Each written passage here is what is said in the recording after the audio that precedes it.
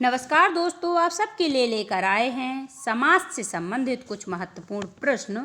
जितने भी प्रश्न इस वीडियो में दिए गए हैं, ये प्रश्न बहुत बार परीक्षाओं में रिपीट होकर आए हैं, अतः हर प्रश्न अपने आप में बहुत ही महत्वपूर्ण है तथा हम इसमें साथ में समाज से संबंधित कुछ तथ्य और भी जानेंगे। देखते हैं समाज की परिभाषा क्या होती है। समास क्या है? समास दो शब्दों से मिलकर बना होता है, एक सम और आस। सम और आस दो शब्दों से मिलकर बना हुआ दो शब्दों के मेल से बना हुआ एक संक्षिप्त रूप होता है। क्या है? एक संक्षिप्त रूप समास कहलाता है। जब दो या दो से अधिक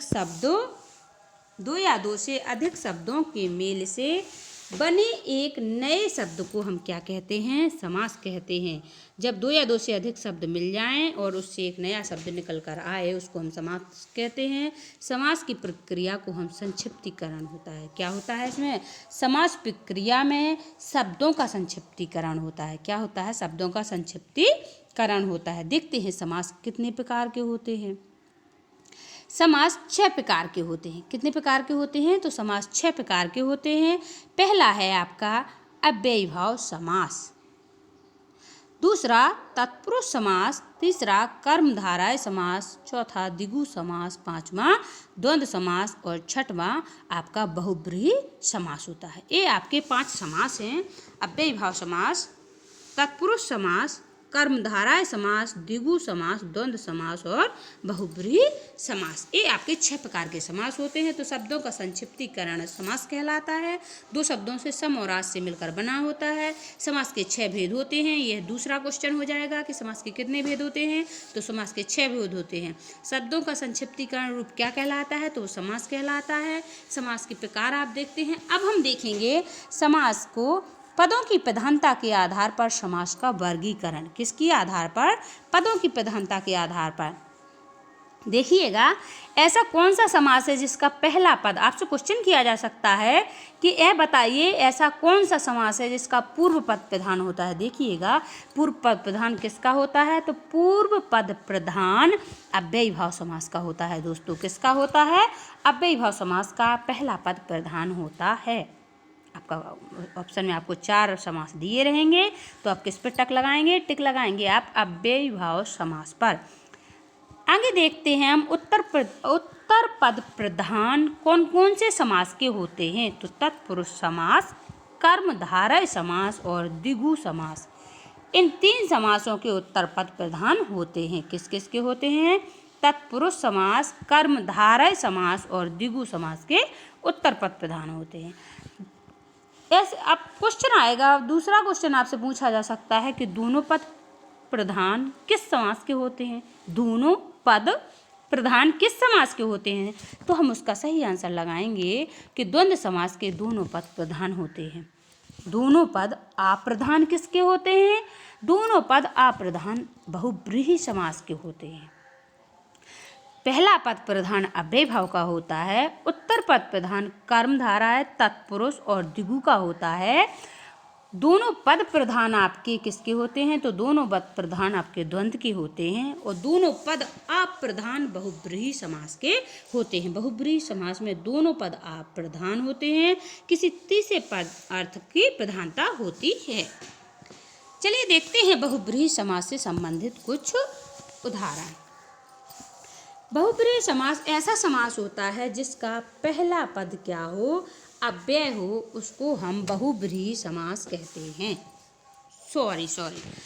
ऐसा समास जिसका पहला पद अव्यय हो, उसको हम अव्ययीभाव समास कहते हैं। क्या कहते हैं? जिसका पहला पद अव्यय हो या उपसर्ग हो, उसको हम अव्ययीभाव समास कहते हैं।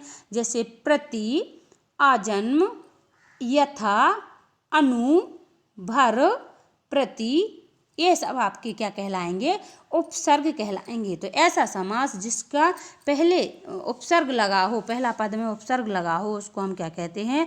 अव्ययीभाव समास कहते हैं। जैसे प्रतिदिन में प्रति, आजन्म में आ, यथासंभव में यथा, अनुरूप में अनु, भरपेट में भर और प्रतिकूल में प्रति। यह सब आपके अव्ययीभाव समास में उपसर्ग लगे हुए हैं। और हाथों हाथ, दिनों दिन, रातों रात अगर एक शब्द रिपीट होकर वैसे ही आ जाए, योजक चिन्ह बीच में लगा हो, तो उसमें भी आपका दोस्तों अव्ययीभाव समास होगा। क्या होगा? अव्ययीभाव समास होगा। चलिए देखते हैं अब तत्पुरुष समास। तत्पुरुष समास क्या होता है? ऐसे समास क्या है? ऐसे समास जिसमें दूसरा पद प्रधान होता है और कारक चिन्ह का आपका लोप होता है, उसको हम क्या बोलते हैं? तत्पुरुष समास कहते हैं। इसमें तत्पुरुष समास में दूसरा पद प्रधान होगा। कौन सा पद? दूसरा पद प्रधान होगा और आपके कारक चिन्हों का लोप होता है, उसी को हम तत्पुरुष समास कहते हैं। तत्पुरुष समास के दोस्तों 6 भेद होते हैं। कितने भेद होते हैं? 6 भेद होते हैं। आपको जो कारक के 8 भेद होते हैं, उसमें से कारक का पहला कारक कर्ता कारक और लास्ट वाला संबोधन कारक, ये दोनों कर्ता कारक संबोधन कारक अगर हम हटा देते हैं तो बीच में जो 6 कारक होते हैं वही कारक आपके तत्पुरुष समास के भेद या वो होते हैं प्रकार। कौन कौन से? पहला होगा कर्म तत्पुरुष, दूसरा होगा आपका करण तत्पुरुष, तीसरा संप्रदान तत्पुरुष, चौथा अपादान तत्पुरुष, पांचवा संबंध तत्पुरुष और छठवां होगा दोस्तों अधिकरण तत्पुरुष। ये आपके 6 प्रकार होते हैं तत्पुरुष समास के। कर्म तत्पुरुष, कर्ण तत्पुरुष, संप्रदान तत्पुरुष, अपादान तत्पुरुष, संबंध तत्पुरुष और अधिकरण तत्पुरुष। मैंने बोला ना कि कारक में से पहला कारक कर्ता कारक और संबोधन कारक, ये दोनों हटा दिए जाएं, पहला और लास्ट वाला, तो बीच के जो 6 होते हैं वही आपके तत्पुरुष समास के भेद होते हैं। अब इनके थोड़े एग्जाम्पल देख लेते हैं कि अगर इनमें कोई भी आपका आता है तो वह आपका क्या हो जाएगा? तत्पुरुष समास। जैसे गगनचुंबी, यश प्राप्त, इनका जब हम विच्छेद करेंगे तो कारक मिलेंगे आपको। ठीक है?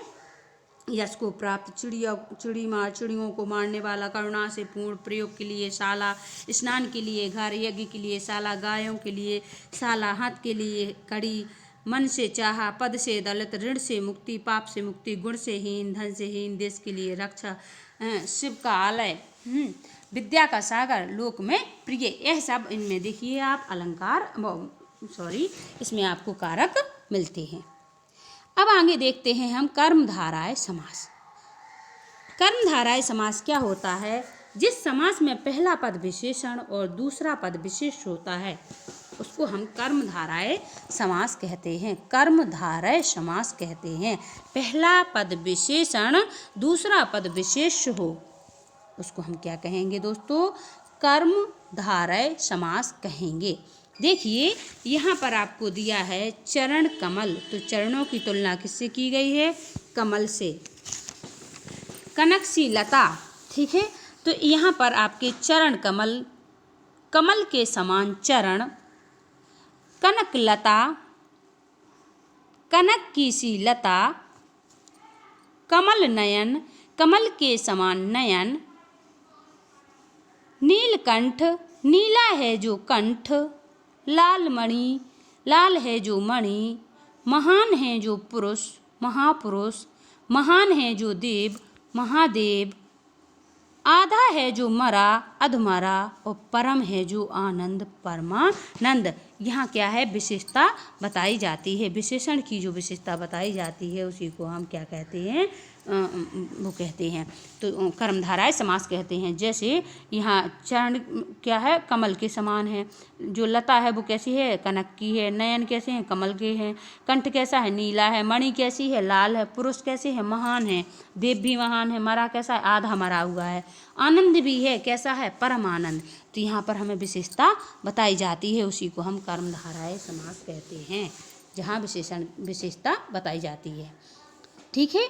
इन सब में अगर कोई भी आपको मिल जाए कि कौन सा समास है तो इसमें दोस्तों हम कहेंगे कि कर्मधारय समास है। चरण कमल, कनक लता, इन सब में आपका क्या हो जाएगा? कर्मधारय समास। नेक्स्ट हम देखते हैं द्विगु समास। द्विगु समास में क्या होता है? इसमें पहला पद आपका संख्यावाचक होता है। क्या होता है? पहला पद संख्यावाचक होता है। जैसे आपका दिया हुआ है सप्त सिंधु, तो 7 सिंधुओं का समूह, दोपहर 2 पहरों का समूह, त्रिलोक 3 लोकों का समूह या समाहारा।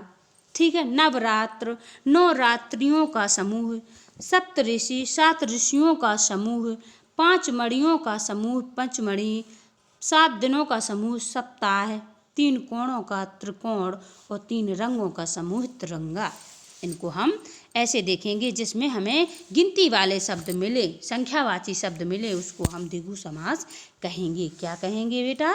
द्विगु समास बोलेंगे। नेक्स्ट पढ़ेंगे हम द्वंद्व समास। ऐसा समास जिसमें प्रतिद्वंदी हो, दोनों पद बराबर के हों, उसको हम द्वंद्व समास कहते हैं। क्या कहेंगे? द्वंद्व समास कहेंगे। जिस समास में दोनों पद प्रधान हो और बीच में संयोजक शब्द का लोप हो, उसी को हम कहते हैं कि बीच में क्या है, डैश लगा रहता है और एक दूसरे के विपरीत शब्द होते हैं हमेशा। जहाँ विपरीत शब्द मिल जाए वहाँ द्वंद्व समास हो जाएगा और इसमें बीच में योजक चिन्ह लगा हुआ होना चाहिए, डैश दिख जाए। और जहाँ सेम शब्द मिले, जैसे हाथों हाथ, दिनों दिन, रातों रात, तो जब सेम शब्द रिपीट होकर वही आए तो उसमें तो आंख बंद करके अव्ययीभाव समास लगाना है हमें।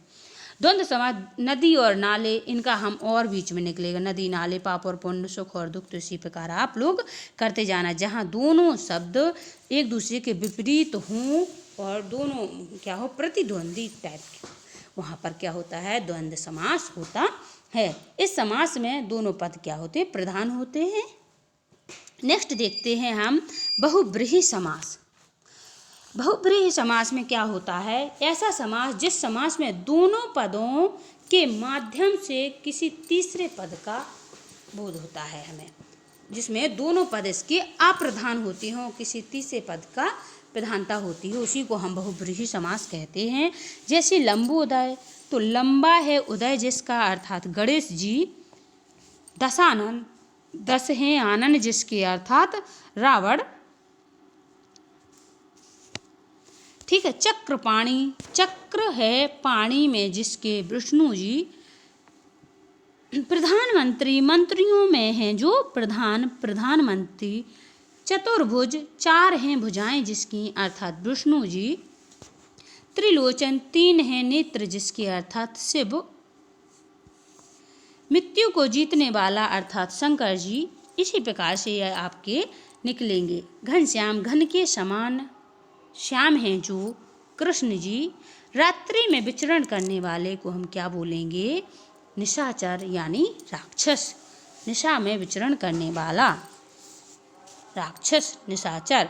तो इस प्रकार से हमारे बहुब्रीहि समास के उदाहरण हैं कुछ, इनको देखकर हम पहचान के उसमें टिक लगा देंगे कि जिसके दोनों पद अप्रधान होते हैं, किसी तीसरे पद की प्रधानता होती है, उसको हम बहुब्रीहि समास कहते हैं। चलिए देखते हैं प्रश्न क्रमांक 1।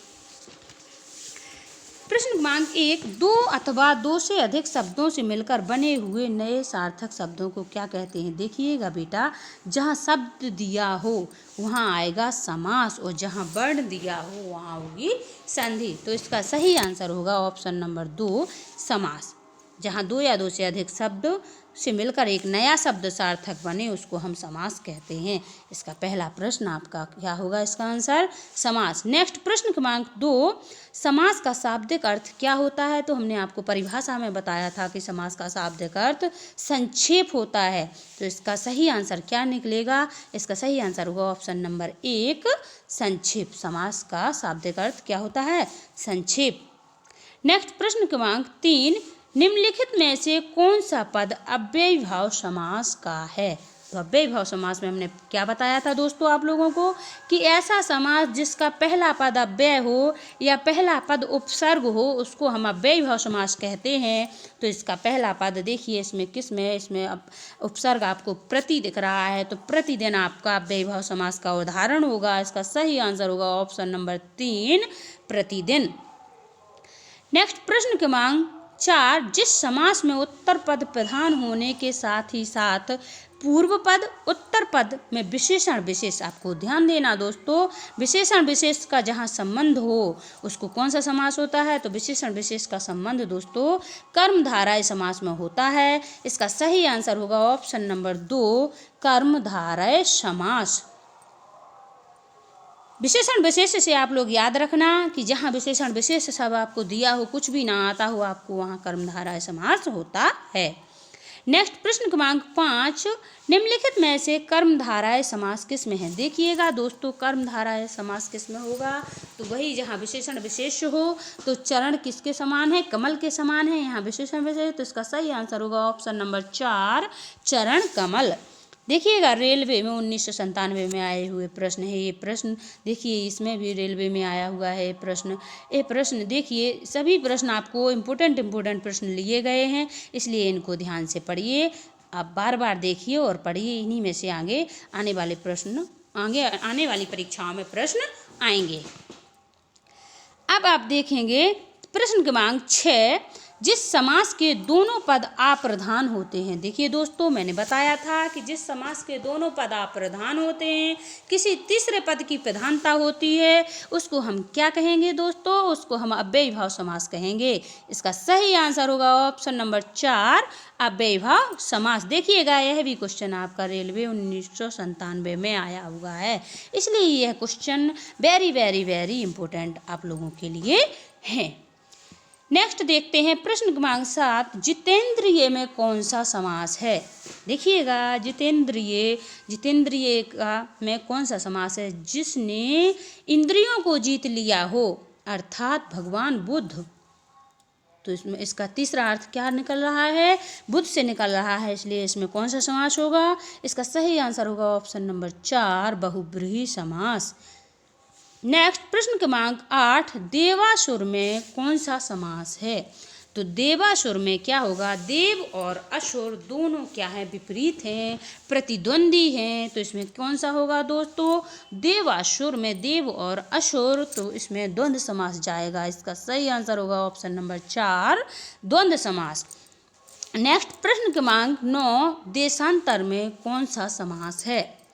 देशांतर में होगा आपका दोस्तों तत्पुरुष समास। इसका सही आंसर होगा ऑप्शन नंबर 3, तत्पुरुष समास। देखिएगा दोस्तों, यह प्रश्न कई बार पेपरों में रिपीट होकर आए हैं। नेक्स्ट प्रश्न क्रमांक 10, दीनानाथ में कौन सा समास है? दीनानाथ में आपका समास है, दीनानाथ में कौन सा समास